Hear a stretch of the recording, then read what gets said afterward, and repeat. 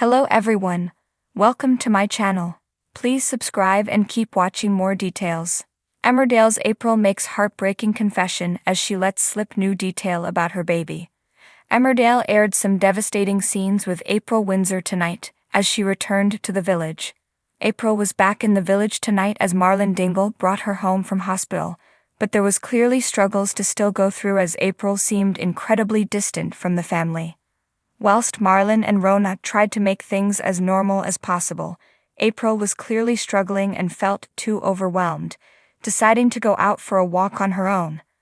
Marlon thought initially about going after her but later resignated himself to the fact she needed to know that he trusted her and thus decided to let her go. However, hours passed by and it was getting dark, and Marlon had been worried she had left the village again. In other scenes, Ross finds her in the graveyard standing by her mother Donna's grave, where he told her, "She really loved you, you know. You meant everything to her," as April then replied, "I don't want to talk about her." "Then we won't. Just one more thing and then I'll keep my pie hole shut.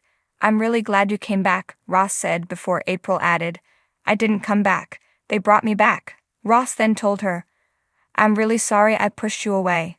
I thought I was doing the right thing by your dad," as April said, "You really think that's why I left?" "I was pregnant, Ross." April then went and explained what happened. "I lost her. She was a girl. Is it awful that I didn't even want her? What kind of life was she going to have anyway?